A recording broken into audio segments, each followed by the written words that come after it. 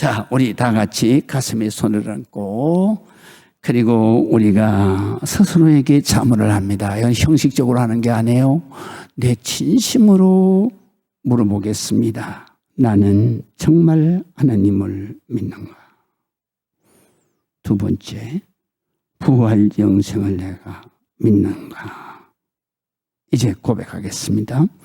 나는 전능하신 천지를 창조하신 창조자 하나님을 나의 아버지로 믿고, 하나님은 영이시니 육신의 옷을 입고 오신 예수 그리스도를 성자 하나님으로 믿으며, 예수 그리스도의 십자가 대속의 은혜를 믿고, 예수님의 부활과 성천과 재림을 믿으며, 나도 예수님처럼 부활 영생하여 천국에 들어갈 것을 확신합니다.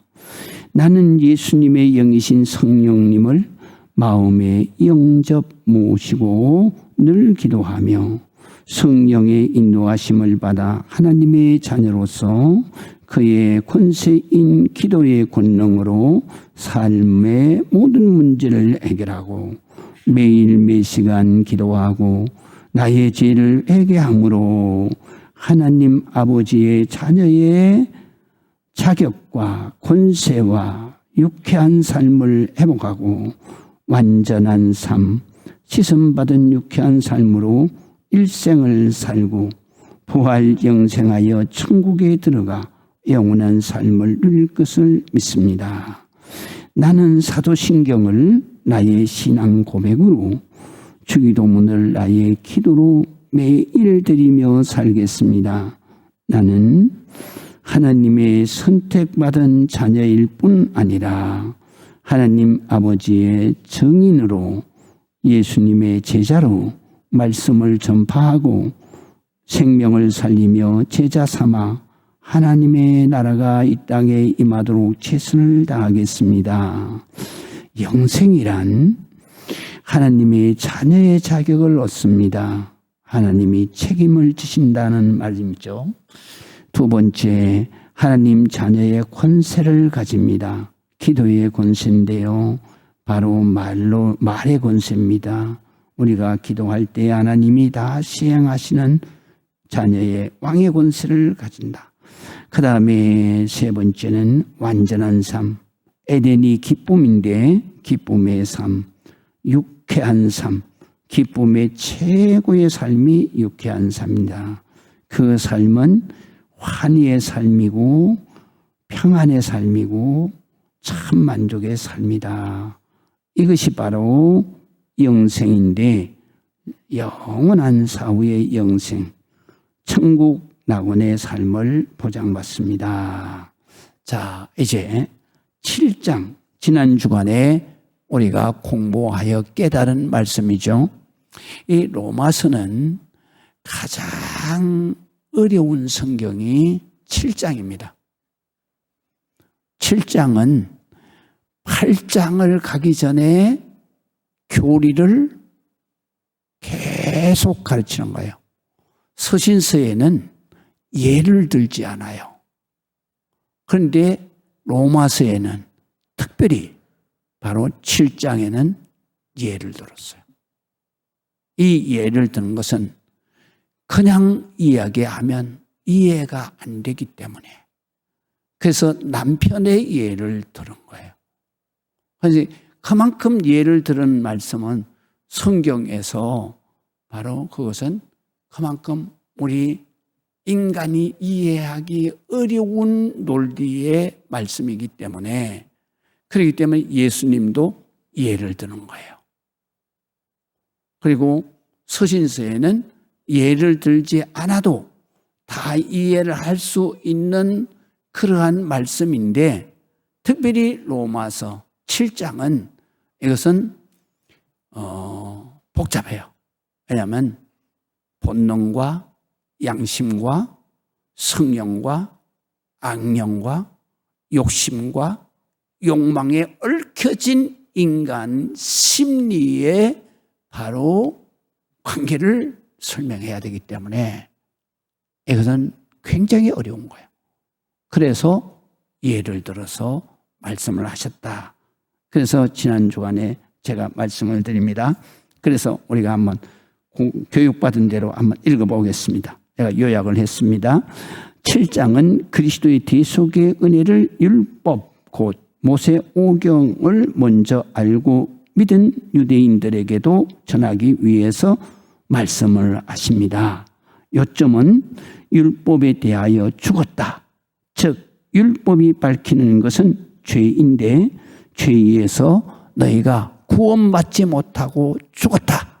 이 말은 무슨 말씀이냐면요, 구약시대 때 이스라엘 백성들이 하나님의 자녀로 죄에서 구원받는 길은 두 개를 주신 거예요.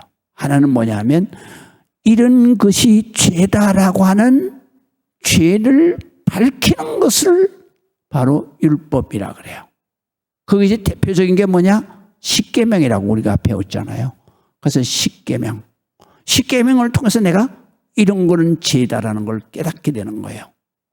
그러나 깨닫는 것으로 끝나면 안 되는 거예요. 깨달으면 바로 양심의 가책이 깨닫지 못할 때보다도 더 많은 가책을 받게 되는 거예요. 그래서 내가 십계명을 알고 난 뒤로부터는, 알기 전에는 내가 주일날 교회 안 가도 양심의 가책이 없어. 그런데 내가 교회에 가서 말씀을 듣고 보니까 주일날 죄야. 그렇기 때문에 주일날 안 가게 되면, 전에는 교회를 나가기 전에는 안 가도 아무 양심의 가책이 없었어. 그런데 바로 하나님을 알고부터는 주일날 안 나가면 양심의 가책을, 괴로움과 고통이 오는 거예요. 그래서 이 문제를 하나님께서 어떻게 해결했냐 하면은 대속의 은혜로 해결을 하는 거예요. 그 대속의 은혜가 어디냐? 바로 레위기라고 그랬잖아요. 레위기. 레위기에서 무슨 제사냐? 속죄제야. 속죄제사란 말이에요. 속죄제사는 뭐냐? 네 죄를 네가 죽어서 갚을 수가 없으니 대신 갚아주는 제사를 바로 속죄죄야. 죄를 사해주는 거예요. 그거를 번제라 그래. 그 속죄 제물, 내 대신 생명을 갖다가 죽는 그 제물이 바로 어린 양이야. 그래서 이 제사가 있었을 때에는 율법이 죄를 지적하면, 그러면 내가 양심의 가책을 받으니 하나님 전에 가서 양을 제물로 가지고 와서 이 생명이 내 생명과 똑같은 것입니다. 그래서 제사장이 양쪽에 손을 얹고 아무개의 죄가 이 시간에 죄의 싹은 사망이라, 생명이 죽어야 되는데 이 양의 생명으로 대신합니다. 그리고 이 모든 죄가 이 양에게 전이 됩니다. 그리고 양을 잡아서 제사를 드릴 때 그 제사를 드리는 이 사람이 그거를 보는 거예요. 아, 내가 저렇게 죽어야 되는 죄구나. 그래서 그거를 보면서 바로 내가 하나님 앞에 회개를 하는 거예요. 하나님, 내 죄를 용서해 주세요. 내 죄를 씻어 주세요. 그래서 내가 죄 씻음을 받는 거예요. 그런데 유대인들이 나라가 망했어. 바벨론에 끌려가서 노예 생활했어. 그리고 돌아왔는데 성전이 다 무너져서 없어져 버렸어.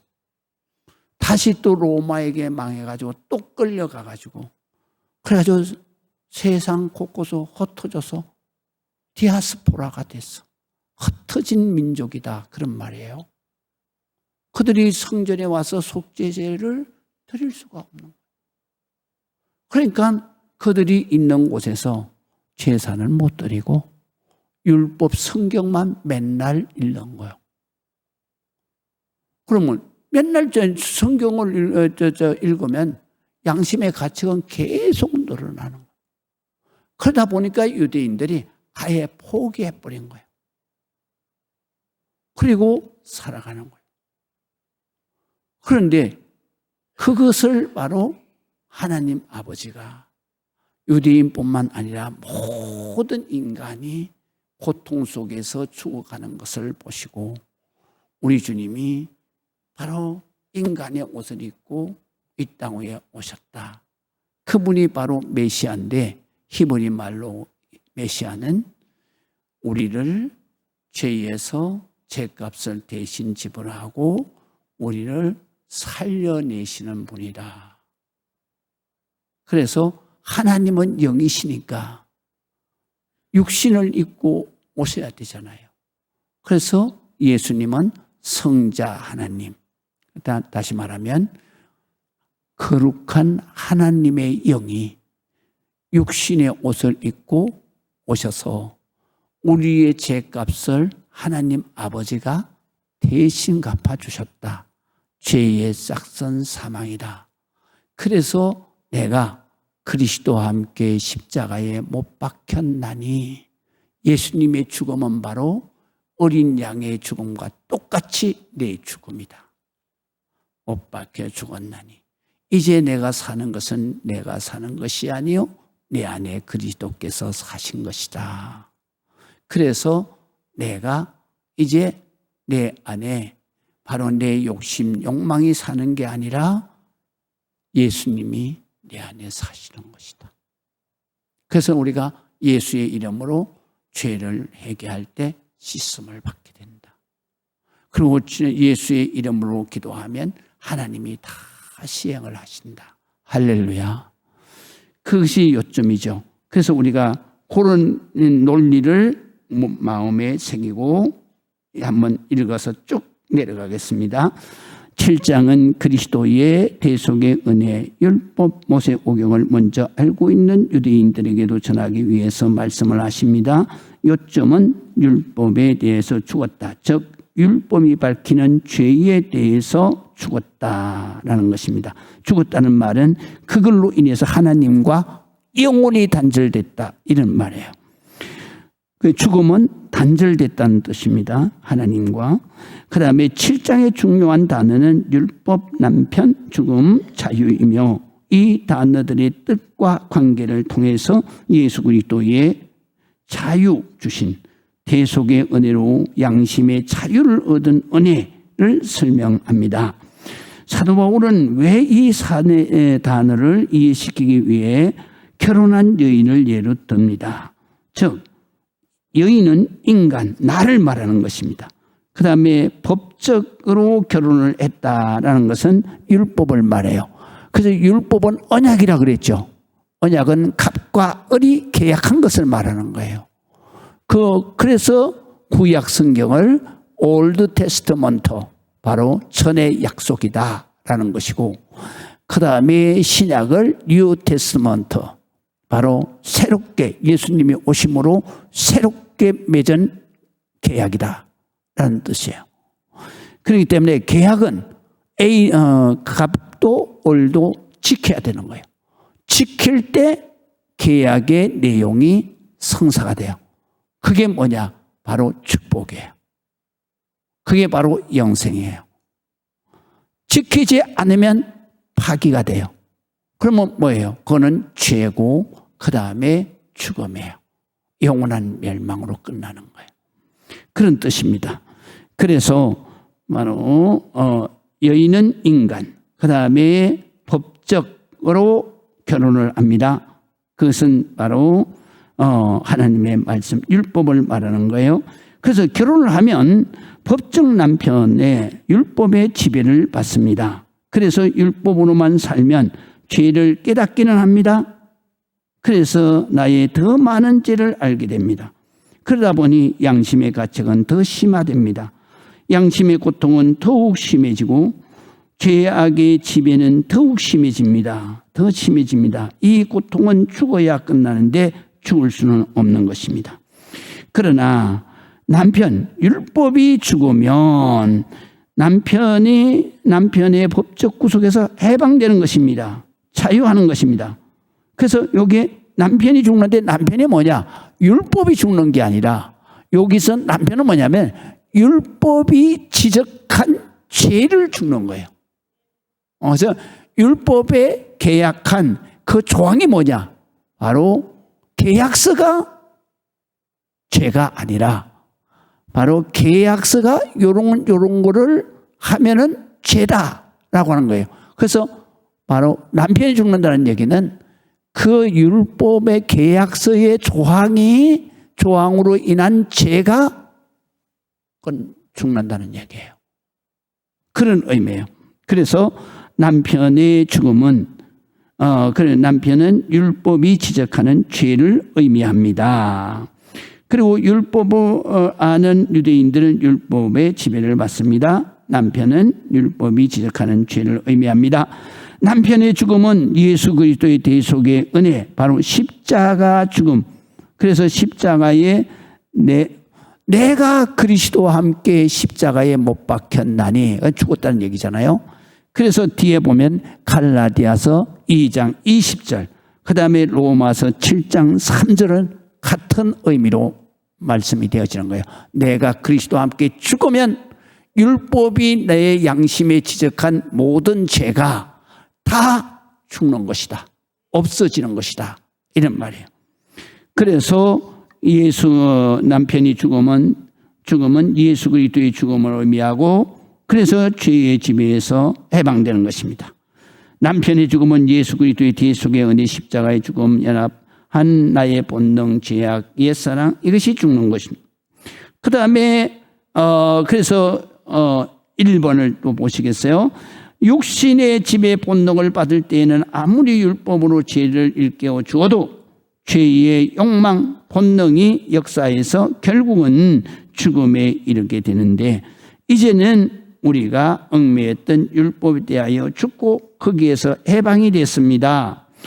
우리는 율법에 의해서 낡은 방법으로 유대인들이 살아간 게 아니에요. 이제는 그 율법이 지적한 죄에서 죽고 새로운 남자에게 갔다는 얘기는 예수 그리스도의 대속의 은혜를 믿게 되면 그런 말이에요.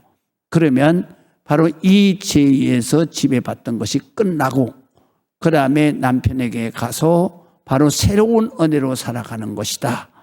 그런 말씀이죠. 그래서 육신의 지배를 받을 때에는 아무리 율법으로 죄를 일깨워줘도 죄의 욕망이 역사의 결국은 죽음에 이르나 이제는 얽매였던 율법에 대하여 죽고 거기서 해방이 되었습니다. 우리는 율법에 의한 낡은 방법이 아니라 성령의 새로운 방법으로 하나님을 섬기게 됐습니다. 그러면 율법이 죄입니까? 결코 그럴 수 없습니다. 7절에서부터 10절까지 말씀이에요. 율법이 없었다면 내가 어떤 게 죄인지를 몰랐기 때문에 그 죄가 죄지 하나님의 말씀은 죄가 아니다 이거예요. 이제 이해가 되시죠? 죄를 밝혀주는 것이다. 그런 말이에요. 그 다음에 그럼 율법과 계명이 나를 죽인 것입니까? 아니다. 율법까지 죽인 게 아니다. 나를 죽인 것은 내 속에 있는 본능이 뭐라 그랬어요? 바로 탐욕, 성욕, 그 다음에 명예욕. 이기심을 말하는 거예요. 명예욕.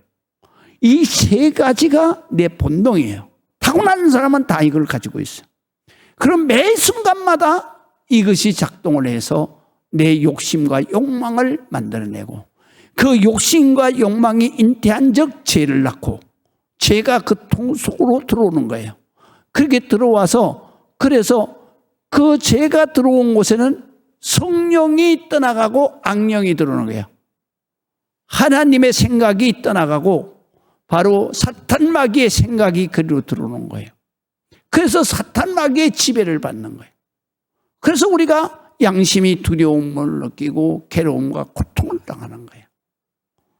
그것을 설명하는 거예요. 그래서 율법과 계명이 나를 죽인 것이면 아니다 이거예요. 나를 죽인 것은 내 속에 있는 본능, 그 다음에 죄가 나를 죽인 것입니다. 양심을 죽여버렸어요. 그러므로 계명을 깨닫는다고 죄가 없어지는 거 아닙니다. 그래서 살인하지 말라, 그걸 깨달았다고 살인죄가 없어지냐? 아니다, 안 없어지는 거다. 살인죄는 값을 치러야 없어지는 거예요. 그 살인죄의 값이 뭐예요? 네 목숨을 갖다 대는 거예요. 네가 죽어야 그 죄가 없어지는 거예요. 그렇기 때문에 그러므로 깨닫는다고 죄가 없어지는 것은 아닙니다. 오히려 더욱 양심의 가책을 주는 악한 성격으로 변해버립니다. 이 악한 성격으로 변한다는 얘기는 뭐냐면 양심의 고통을 계속 받으면 그 다음에 이것이 그냥 고통을 못 느끼는 거예요. 그런 상태를 뭐라고 그러냐? 양심의 화인을 맞았다는 거예요. 화인을 맞았다는 얘기는 느낌이 없다는 얘기예요. 그래서 내가 최악한 상태로 이 세상을 사는 거다, 이런 뜻입니다. 그러면 죄는 반드시 죄값을 지불하여 사라지는 것이고 그 죄의 값은 바로 죽음입니다. 죄와 함께 내 안에 본능이 철저하게 죽어야 합니다. 그래야 성령이 내 안에 사셔서 나를 지배하는 것입니다. 그래서 죄에서 해방되고 자유하고 유쾌한 삶을, 영생을 사는 것입니다. 그러면 여기까지는 이제 이해가 됐어요. 그런데 오늘 본문에 뭐냐면 이렇게 했는데도 불구하고, 그리고 내가 예수 그리스도와 함께 십자가에 못 박혀 죽었고 이제 내가 사는 것은 내 안에 내가 사는 것이 아니라 그리스도께서 성령이 내 안에서 사는 것이다. 그렇게 했는데, 그랬는데도 불구하고 내 안에는 항상 악령과 성령이 싸움을 한다. 악령은 무엇을 통해서 들어와서 싸움을 하느냐? 본능을 통해서 들어와서 싸움을 합니다. 그래서 본능이 뭐를 조종하느냐 하면, 무슨 문제가 탁 오게 되면은 바로 성령님은 하나님의 말씀으로 딱 생각나게 해서 선한 길로 인도를 하는데, 근데 기도하지 않는 사람은 성령이 인도하기 전에 본능이 먼저 욕심을 내세우는 거야. 그쪽에 저렇게 되면 내 계획대로 안 되는데, 내 욕심대로 안 되는데. 그러면 기도하는 걸 막아버리고 욕심이 따라가는 거예요. 마음은, 내가 믿는 사람의 마음은 내가 저 주일날 빠지면 안 되는데. 그런데 내 본능이 한 번 좀 빠져도 되지, 무슨 소리야. 지금 이거 안 가면 당신 일 안 돼. 끌고 가는 거예요. 그런 상태를 지금 이 오늘 본문에서 말씀하시는 거예요. 아무리 믿고 회개하고 신앙생활하는 사람이라도 항상 내가 죽기 전에는 본능이 여기에서 욕심을 통해 가지고 계속 악령이 들어오는 거예요. 그래서 기도할 때는 마음으로 막 회개 기도할 때는 내가 이걸 이겨야지 해놓고 여기 나가면 다 잊어버려요. 똑같이 욕심을 따라서 자기가 사는 거예요. 그렇기 때문에 맨날 회개만 하지 행복한 삶이 없는 거예요. 그거를 말씀하시는 거예요. 그래서 내 안에 선한 영 성령과 악한 영 악령이 갈등을 하는데, 악령은 본능을 따라서 본의 아니게 악한 일을 하게 하는 거예요. 그것을 이렇게 설명했어요. 우리가 율법은 신령한 것, 영적인 것인 줄을, 바로 선한 것인 줄을 내가 안다. 그러나 나는 육신에 속하여 본능, 욕망이 있기 때문에 죄 아래, 죄의 종이라는 뜻입니다. 죄의 종에게 팔렸다.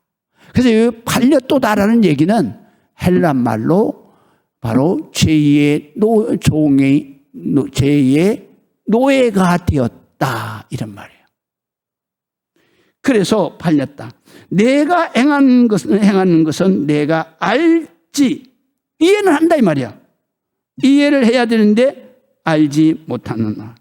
그러니까 내가 마음은 선한 것을 알게 되고 성령을 따라서 가야 되는데 욕심에 살아가다 보니까 이거는 선한 길이 아니잖아. 죄를 짓는 길이잖아. 그걸 나도 모르게 해버린다 이거예요. 나도 모르게 해버리는 거예요.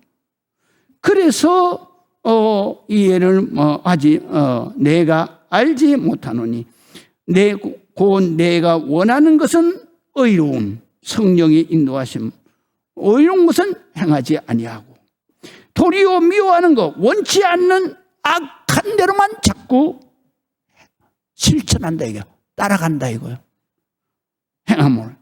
만일 내가 원하지 아니하는 그것 죄악을 행하면 내가 이로써 율법이 선한 것을 의로운 것인 것을 시인한다.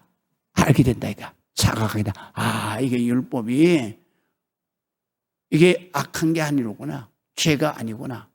죄를 나에게 밝혀주는 거로구나. 이거를 깨닫게 된다 이거예요. 그럼 어떻게 돼?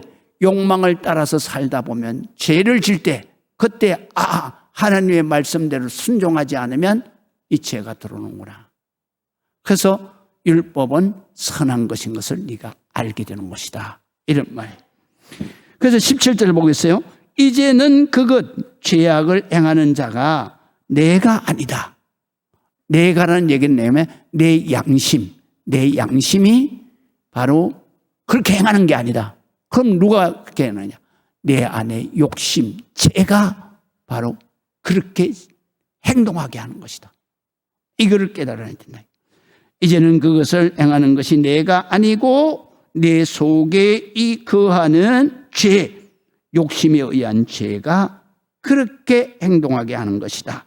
18절 내 속에 옛 성품, 본능을 말해요. 곧 내 육신, 육의 마음, 본능에 선한 것이 거하지 아니한 줄을 내가 알았다. 본능에는 선한 게 없어요. 다 욕망에만 가로차 있어요. 그거를 알게 된다 이거예요. 그래서 아노니 내가 진정으로 원하는 것은 원함은 내게 있으나 양심대로 내가 살기를 원하지만 그러나 이 본능 욕망이 바로 양심대로 살기를 원하지만 선하게 사는 길을 원하지만 그러나 이 본능이 그렇게 하지 않기 때문에 내가 선을 행하는 것 없노라. 이걸 문장을 해석을 하면 가로 열고 해놨어요. 선한 일을 하고 싶어 하면서도 바로 그것을 실천하지 못하는 것을 보면 나의 옛 성품 본능 속에는 선한 것이 없다는 것을 알았다. 이런 뜻이에요. 그런데 본능은 욕망이에요. 나는 선한 것이 없는 거예요. 그래서 욕심이 잉태하면 죄를 낳고 죄가 장성하면 사망을 낳는다. 갈라디아서 1장 15절의 말씀이죠. 그래서 19절에 보면 내가 원하는 바 선은 행하지 아니하고 또 내가 도리어 원하지 아니하는 바 악을 행하면서 사는 거예요. 자꾸 욕심을 따라가는 거예요. 만일 내가 원하지 아니하는 그것 죄악을 하면 이를 행하는 자는 내가 아니요 내 속에 거하는 죄, 본능, 욕심이 하는 것이다. 그래서 우리는 선한 일을 하고 싶어 하면서도 그것을 실천하지 못하는 것을 보면 나는 옛 성품 본능 속에는 선한 것이 없음을 알 수 있습니다. 나는 내가 바라는 선한 일은 하지 않고 원하지 않는 악한 일을 하고 살았습니다. 만일 내가 원하지 않는 것을 한다면 그렇게 하는 것은 내가 아닙니다. 내 속에 있는 죄가 그렇게 하는 것입니다. 그래서 사도 바울이 그 다음에 21절에서 24절까지는 사도 바울이 정말로 예수님의 제자요 사도인 사도 바울이 성경을 기록하는 이 사도 바울도 뭐라 그러냐? 나도 그렇다 이거야. 나도 그렇다 이거야. 나도 내 안에서 악령과 성령이 맨날 싸운다 이거야. 맨날. 그래서 내가 맨날 싸우기 때문에 나는 맨날 죽는다. 그러면서 사도 바울이 뭐라고 말하냐면 오호라라는 얘기는 24절에 오호라라는 얘기는 무슨 얘기냐면 막 절규하는 걸 말하는 거예요. 나는 공고한 자로다. 이 공고한 자는 얘기는 비참한 사람이다. 괴로움의 사람이다. 여러분들 이렇게 생각하잖아요. 뭐라고 얘기하면 목사님인데 뭐 이러잖아요. 목사님은 그럼 갈등이 없을까요? 여러분보다 더 많아요. 왜 더 많을까요? 목사는 죄를 지적하는 성경을 다 알아요. 그렇기 때문에 여러분들보다도 죄책감을 더 많이 느끼고 사는 거예요. 그래서 사도 바울이 솔직하게 고백하는 거예요. 나는 그냥 죄 안 지고 거룩하게 그렇게 사는 줄 아냐? 절대로 그렇지 않다 이거야. 나는 여러분들보다도 더 양심의 가택을 더 많이 받고 사는 사람이다. 그래서 나는 죄인의 개수다. 그래서 오늘 성경에는 뭐라 그러냐? 내가 은혜로만 사는 줄 아냐? 아니야. 나는 매일 하나님 앞에 회개해. 나 비참한 인간이야. 나 괴로운 인간이야. 누가 나를 이 죄의 고통에서 건져낼 자가 누구냐. 그러면서 맨날 회개한다 이거요. 그래서 고린도전서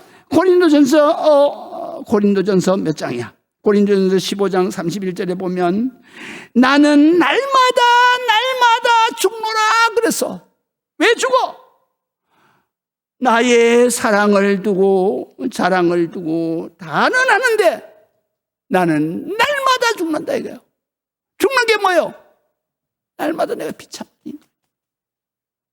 그래서 날마다 우는 거예요. 회개하는 거예요. 이종훈 목사도 새벽에만 회개하는 게 아니요. 시간이 회개. 순간으로 짓는 죄가 얼마나 많은지 몰라. 나도 모르게 본능에 이끌리는 거예요. 무슨 말만 들으면 화가 팍 나는 거예요. 생각할 순간도 없이 확 솟아올라요. 이게 뭐 때문에 그래? 내 안의 욕심이 내 욕심 욕망에 성에 차지 않고 잘못 가면 욕심이 화를 확 일으키는 거예요. 그래서 소리를 나도 모르게 빽 찔러버리는 거예요. 그러고 나면 지르고 난 다음에 딱 정신을 차리고 보면 하나님이 말이야. 너 지금 말이야. 너 욕심대로 안 된다고 성질을 냈잖아. 너 소리 질렀잖아. 그러니까 회개하는 거야. 사도 바울도 나하고 똑같은 거예요. 여러분하고 똑같은 거예요. 내가 사도라고 거룩한 줄 아냐? 나는 비참한 인간이야. 나는 괴로운 인간이야. 나를 이 죄악의 고통에서 건지실 분이 누구냐? 그래서 25절에 이렇게 말하는 거예요. 우리 주 예수 그리스도로 말미암아 하나님께 감사한다. 믿으시면 아멘. 그럴 때마다 사도 바울과 나는 뭐렇게 하냐. 사도 바울도 그렇고 사도 바울의 가르침을 받은 나도 그렇고 목사도 그렇고 그때는 갈라디아서 2장 20절을 눈물로 암송하는 거예요. 내가 그리스도와 함께 십자가에 못 박혀 죽었는데 이제 내가 사는 것은 내 안에 내가 사는 것이 아니다. 내 안에 그리스도께서 사신 것이다. 이걸 딱 할 때 내 눈앞에 예수님이 너 똑바로 봐라. 내 죄 때문에 내가 이렇게 죽지 않냐? 그게 보이는 거예요. 유대인들이 성전에 가서 어린 양이 큰 기도를 받고 난 다음에 제사장이 달라들어서 목을 따는데 피가 줄줄 흐르는 거, 그걸 보는 거야. 그러면서 내 죄 때문에 내가 저렇게 비참하게 죽어야 되는데 주님의 은혜로 대신 갚아주시는 거로구나. 오늘날 우리가 바로 회개 기도하는 것은 이것 때문에 회개 기도하는 거요. 회개 기도할 때에 예수님이 그 피를 흘리면서 십자가에서 네 죄를 이제 내가 다 갚았다. 그게 보이는 거예요. 그래서 사도 바울이 그거를 말하는 거예요. 오라, 나는 비참한 인간이야. 괴로운 인간이야. 누가 나를 이 죄의 고통 괴로우면서 누가 살려낼 수 있어? 오직 우리 주 예수 그리스도의 십자가 은혜밖에는 나를 살릴 것이 없어. 할렐루야. 그래서 25절에 그렇게 말씀하시는 거예요. 우리 주 예수 그리스도로 말미암아 하나님 앞에 감사하리로다. 그런즉 내 자신이 마음으로는 하나님의 법을, 육신 본능으로는 죄의 법을 섬기노라. 나도 어찌할 수 없는 죄인이다 이 말이야. 여러분과 저도 사도 바울도 다 인간은 어찌할 수 없는 죄인이야. 거기에서 우리가 비참한 내 인생, 괴로운 내 인생에서 하나님의 자녀로 영원한 기쁨으로 살 수 있는 것은 내가 그리스도와 함께 내 본능 욕망을 다 죽여야 되는 거예요. 십자가에 못 박고, 그리고 내가 죽었습니다 회개하고, 그럴 때에 주님이 내게 구원의 기쁨을 주시는 거예요. 여러분 회개해 보세요. 정말로 영생의 기쁨이 이런 거로구나. 나라를 뜻이 기쁜 거예요. 마음에는 강 같은 평화가 임하는 거예요. 그리고 모든 삶에는 다 참 만족의 기쁨이 임하는 거예요. 어떤 일도 다 하나님이 내게 축복으로 주신 것을 깨달을 때, 어떤 고난과 환난, 죽음까지라도 내가 기뻐할 수 있는 그러한 경지에 이르게 된다. 그것이 바로 영생의 삶이다. 이렇게 사는 것은 내가 매일 그리스도와 함께 십자가에 못 박혀 죽는 거다. 그래서 사도 바울이 말해서 나의 자랑에 달아나는데 결단코 내가 말하는데 나는 매일매일 그리스도의 십자가의 그 피 흘리심을 보면서 내 죄를 회개하고 내 죄를 죽인다. 내 욕망과 내 모든 욕심을 죽여버리는 거예요. 그리고 내 안에 그리스도가 내 안에 사신다. 그래서 그리스도가 항상 내 안에 충만할 때를 성령, 바로 그리스도의 영이신 성령이 충만하다. 그 성령이 충만할 때는 여러분 성령 충만한 성도들 보세요. 춤추잖아요. 기뻐 뛰잖아요. 지금 이 말씀을 들으면서도 여러분 가운데는 지금 성령이 충만한 분들이 있어요. 알아요, 난. 이렇게 성령이 충만할 때 내가 영생을 누리는 거예요. 그래서 우리가 회개를 계속 할 때마다 바로 성령의 충만함이 내게 물밀듯이 밀려오는 거예요. 이게 바로 끊임없이 계속 이어지는 것이 뭐냐? 천국에 가서 영생하는 거예요. 우리는 그런 일생을 살아야 되죠.